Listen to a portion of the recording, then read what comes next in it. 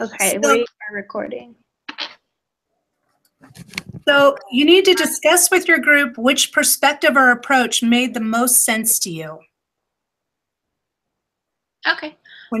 So my name's Lockery. And the approach that I didn't really tend to relate with was the traits approach.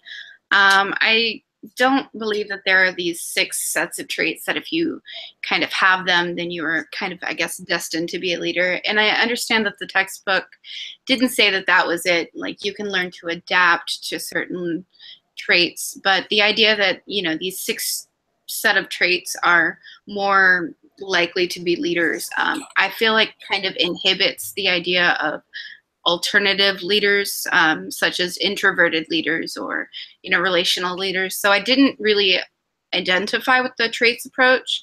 I personally am more of a relational leadership. I feel as if if I'm building these, you know, relationships or connections, they tend to kind of are stronger sources of power. You know, kind of hits the 3 foundation blocks, you know, the successful leadership like styles. It tends to encourage individuals to complete tasks and even builds like a sense of community. Another thing I noticed was that this, you know, relational leadership, the idea that, you know, your boss and, you know, I guess subordinates have that connection. They can encourage each other to kind of get on that path goal leading style. So let's say my store manager, you know, sees that I'm really good, you know, with connecting to customers. They can kind of set this goal, you know, this many, you know, pounds of coffee a week, you know, and so that'll kind of set me towards becoming, you know, like a coffee master or a shift supervisor, and kind of set me in like kind of guide me into, you know, wanting to grow. Another thing was, of course, following, you know, formal role expectations. You know, you have to do that, you know, regardless of what leadership style is being enacted. And so I just feel like the relational leadership style tends to factor in, you know, lower turnover rates. Workers tend to be more satisfied with their, you know, bosses and their just their job title, and role clarity also is an important factor, because if, you know, you feel like you cannot reach out to your supervisor, ask them, you know, what am I supposed to be doing? You just kind of get lost in this laissez-faire kind of, Yeah, you know, war. yeah. So that's why I think relational leadership is more of my style. Yeah. What do you think, Katrina? So I would agree, or I guess I'm the same way, Joe. So the perspective that made sense to me was the relational approach. I think, and this will sound a little manipulative, but like as she said in the lectures, she just said, like, you know, if you have those really strong relationships, like, people will do anything for you. So it's kind of like, you know, those relationships will give you more power, honestly. So I think there's great value in that, like when you're leading other people, especially just people will work harder. Like I said, like if they know that you care about them, you know, it's not just about what you can do for them, but hey, I'm invested in you, I care, you know? So I thought to that the relationship approach like kind of like enables you to leverage like the path goal theory. So like, you know, you have those relationships, you know what your followers want, right? So you can sort of motivate them even more. Oh yeah, they're invested in me, and they also want to help me out. You know, they also want to help me reach my goal. So those are 2 things that like I try to do at my own job. You know, like just I really enjoy people, getting to know them, and so I use that to sort of influence others. And Yeah. That's right. All right. What do you think, Melissa? I also liked the relationship leadership, but I'm going to change it just because I think we're probably all going to talk about that. So I'm going to disagree with you. Oh, okay. Sorry, but I want to talk about the traits leadership though, because I want to play like devil's advocate. And yes, I get it that they broke it down to like 6 different things, but if you actually look at the 6 different things: motivation, social appraisal, problem-solving skills, cognitive abilities, personality, I mean, those all make up a great leader. Whether or not you're scientifically made into this leader, yeah, I get it, that sounds really cold and harsh, but at the end of the day, it almost would make a relationship leader by following those same skills or whatever, because you're going to be able to have a personality, you're going to be able to see how to act in a social situation, you're going to have the correct intelligence to deal with whatever the situation is. So as devil's advocate, I see your point is that, yeah, it's broken down to this like 6 scientific things. So yeah, no one's just going to be built with these 6 traits, but those 6 traits can branch off into other great things if someone is a great leader. Yeah, I hear it. All right, so if we're playing devil's advocate, when you say if they're a great leader, those 6 traits would branch off. What does that mean? So like if you're like a good leader could contain those 6. I mean, there's nothing wrong with any of those 6 abilities, right? Yeah. So if you're a good leader, you'll contain those, and then yeah, maybe you'll be a relational leader, and you'll have those 6 traits, but you'll also know how to use them in the correct way. You're not using them just to gain for your own personal benefit or whatever you may feel as though a trait leader may have, right? So at the end of the day, if a trait leader just consists of having these 6, so you're saying it encompasses the same sort of virtues or the same sort of qualities. Yeah, I think any leaders can. Yeah. Melissa? A good leader, you're going to have to not only have these 6 skills, but also to use them in the correct way for positivity and not personal gain, and so on and so forth. Yeah, I think like the biggest difference between those 2 approaches is like the traits approach is saying that someone's like born with these traits, like you just are born with them. And then the other leadership, like relational, like people learn how to have those skills and how to communicate and how to lead. So I think it's first like you're born with it and you have it, and you or you don't, and then people, like anyone can have these skills as long as they practice them. So the question is, do you think that someone is born with them, or do you think that it's environmental and they can have it, or both? I think obviously some people are born to be like more, like obviously some people are born like people like them better, they're more outgoing and charismatic and likable. But I think anyone can be a leader if they listen and communicate and like encompass these skills that they're describing in the text. So I think it's a little bit of both. I think some people might have a harder time being a leader if they're more shy. Like me, I'm more of an introvert, so I've had a hard time like taking on a leadership role.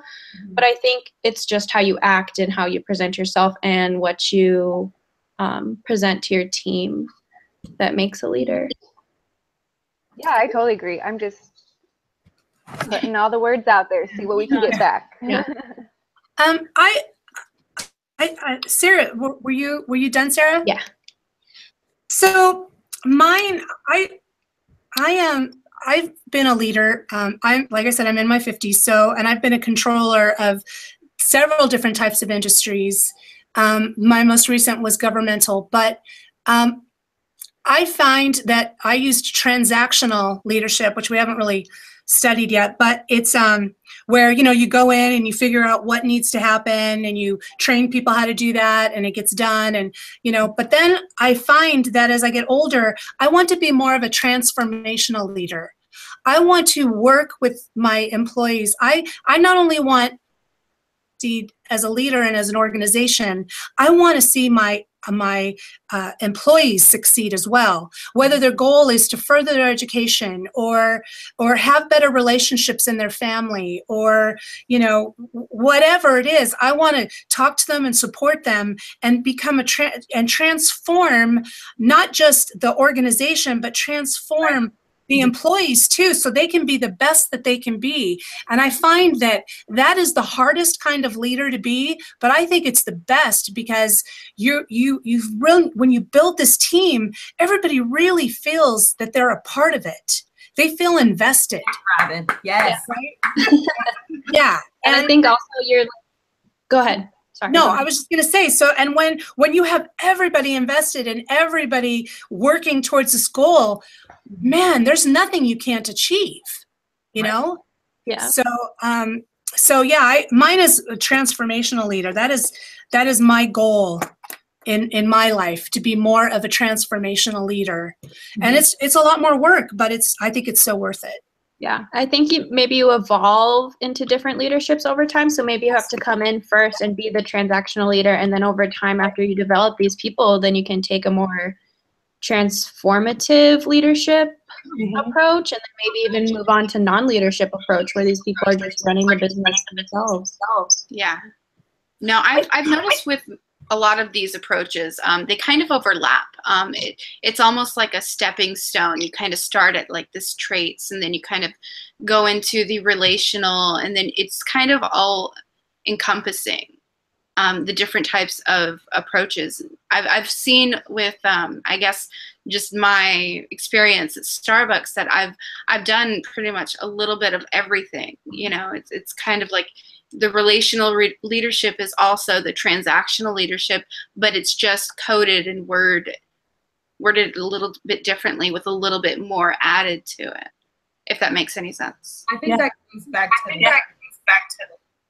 the fact that one that like leadership can go hand in hand, you have to sort of have a relationship. You have to communicate. You have to do all those things. So I don't know. Yeah, I am. One thing though, Sarah, I think it was Sarah that said that, everybody can learn to be a leader, but I disagree. I have learned in my life. Has everybody here heard of the Peter Principle? No. The Peter Principle is there's a man in a company, and everybody likes him, and they keep promoting him because they like him. Well, they promote him to a point where he has no idea what he's doing. He has no idea what's going on. Yeah. And he ends up losing his job. So he rises up to his level of incompetence. That's what the Peter Principle is. You rise up to your level of incompetence, because some people are not leaders. Some people are really great followers. I mean, you want them on your team. They're awesome. They should be compensated, and they're great. But some people just don't want to take that leadership role, or even if you give it to them, they shut down. They don't know what to do. So I do think that there are some traits that happen within people that, while you're learning this stuff, you're like, yeah, I can do that, or yeah, that fits with my personality. I can do that. But a lot of times, there are times where you're like, I don't want that responsibility. Don't even look at me. You know what I mean?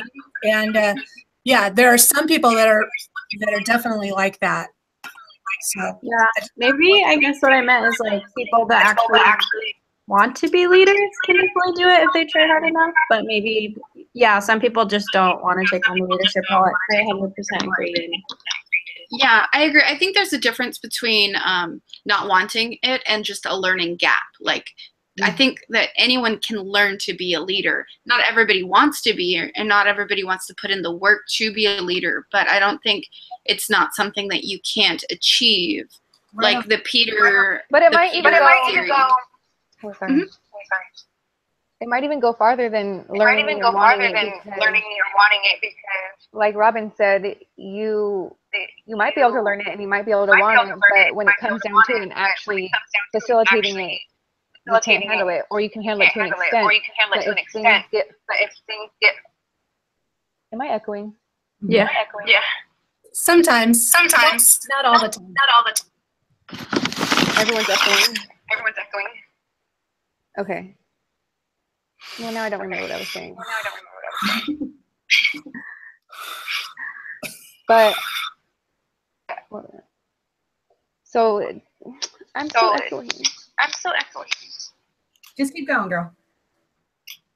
Yeah, we'll catch up.